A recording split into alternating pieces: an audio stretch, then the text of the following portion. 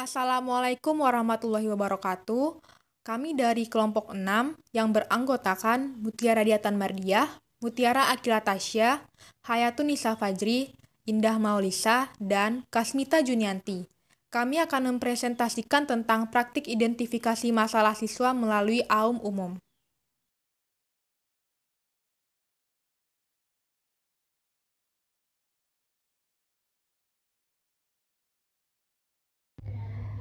Baiklah, sebelum kita masuk kepada analisis masalah siswa dan jenis layanan apa yang diberikan, saya akan menjelaskan mengenai identitas sekolah.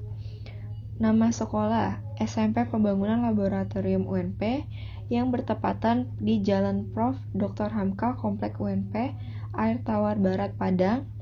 Lalu status sekolahnya adalah swasta. Baiklah, selanjutnya, identifikasi permasalahan. Berdasarkan hasil analisis AUM umum pada SMP Pembangunan Laboratorium UNP, kelas 8C, yang beranggotakan 28 siswa, terdapat beberapa masalah yang mencapai persentase lebih dari 50%. Pada 3 bidang, yaitu bidang diri pribadi, keadaan dan hubungan dalam keluarga, bidang waktu senggang. Yang pertama, sering melamun atau berkhayal dengan nomor item 042 dengan jumlah persentase 57,14%. Lalu yang kedua, ceroboh atau kurang berhati-hati dengan nomor item 043 dengan jumlah persentase 82,14%.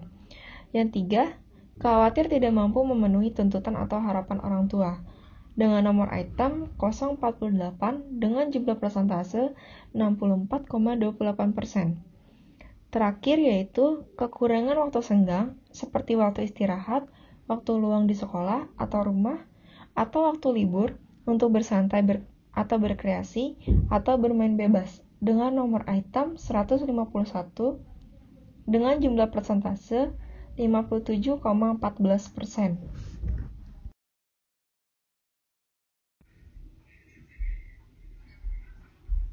Analisis masalah dan jenis layanan yang dapat diberikan. A. Masalah bidang hubungan sosial atau HSO. Nomor 31. Kecanduan menikmati acara atau program tertentu melalui handphone, laptop, atau media sosial sehingga banyak kehilangan waktu. Jumlah siswanya 14, presentasenya 50%. Nomor 37, merasa tidak senang karena dipersalahkan oleh orang lain. Jumlah siswanya 12, presentase 42,85%. Jadi, jenis layanan yang sesuai dengan permasalahan. 1. Layanan format klasikal, yaitu layanan informasi. Materi yang dapat kita berikan yaitu kiat-kiat mengatur waktu, cara bergaul dengan orang lain. 2. Layanan bimbingan kelompok. 3. Layanan konseling individual.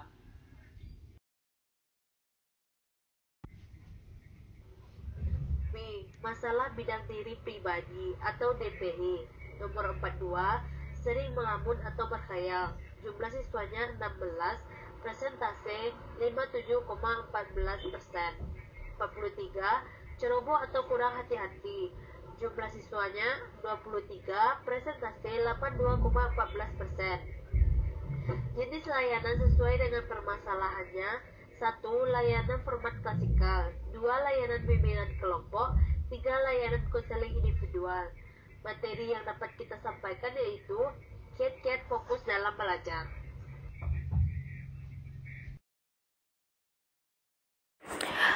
Baiklah, selanjutnya saya akan membahas mengenai poin C, yaitu masalah bidang keadaan dan hubungan dalam keluarga, atau disingkat dengan KHK.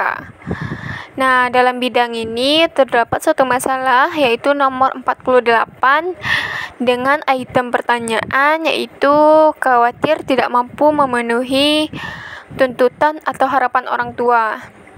Masalah ini dialami oleh 18 orang siswa. Jika kita presentasikan, yaitu 64,28%. Nah, untuk masalah ini, guru BK atau konselor dapat memberikan layanan bimbingan dan klasikal.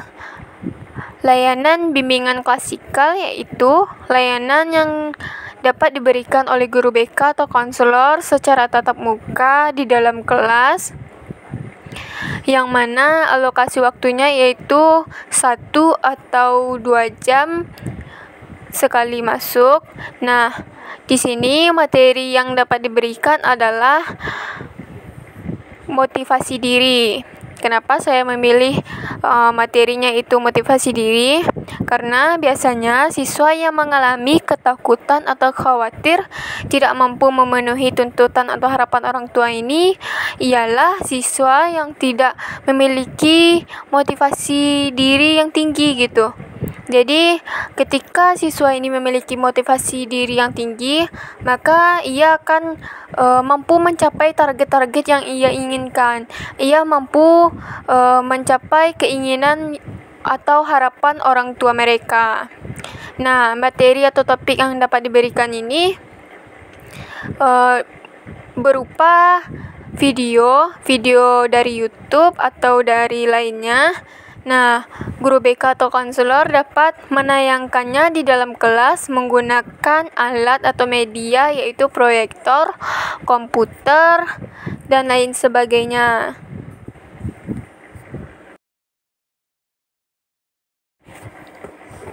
Selanjutnya, poin D mengenai masalah bidang pendidikan dan pelajaran atau yang disingkat dengan PDP.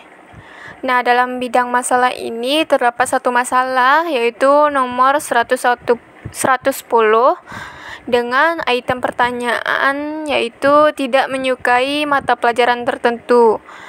Masalah ini dialami oleh 14 orang siswa jika kita presentasikan yaitu 50%. Untuk masalah ini, layanan yang dapat diberikan oleh guru BK atau konselor yaitu layanan penguasaan konten.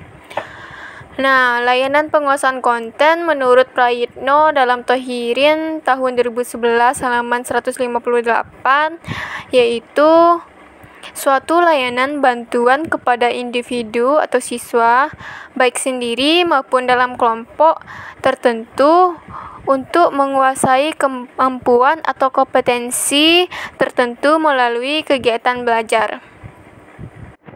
Dengan layanan penguasaan konten ini, kita dapat membantu siswa yang tidak menyukai mata pelajaran tersebut dengan membantunya menguasai atau memberikan kesan yang baik terhadap mata pelajaran tersebut.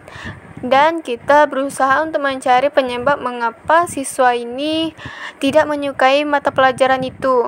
Apakah penyebabnya mereka tidak suka dengan gurunya, atau tidak suka dengan metode belajarnya, atau mereka tidak memahami pelajaran tersebut, atau tidak atau sulit memahami materi pembelajaran itu.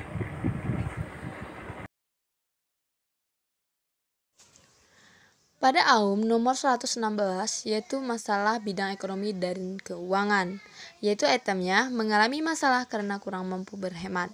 Jumlah siswa yang memilih ini ada 10 orang, jadi presentasinya 35,71%. Jenis layanan yang cocok untuk permasalahan ini yaitu dengan menggunakan layanan konseling informasi. Sebelumnya itu, apa yang disebut dengan layanan informasi?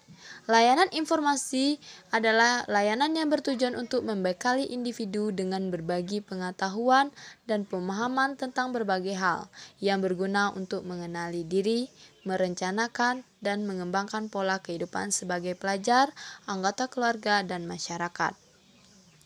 Materi yang dapat diberikan yaitu berupa tentang manfaat hidup hemat dan cara untuk hidup hemat. Jadi, guru BK atau konselor dapat memberikan kiat-kiat atau cara-cara bagaimana cara hidup hemat dan apa manfaat hidup hemat. Contohnya saja, cara hidup hemat itu, yang pertama, berhenti belanja secara daring. Yang kedua, menyusun daftar untuk 30 hari. Yang ketiga, naik kendaraan umum. Yang keempat, memasak di rumah. Selanjutnya, AUM nomor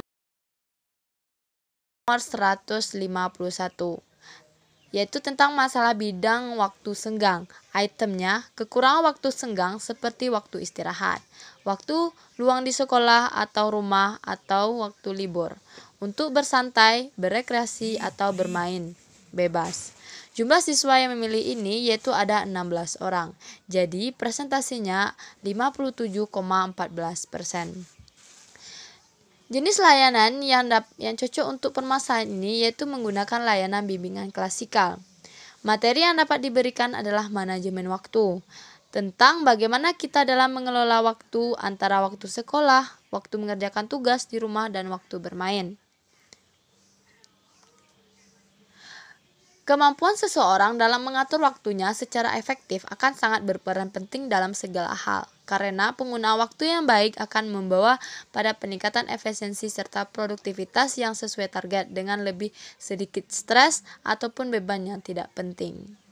Jadi, guru BK atau konselor dapat memberikan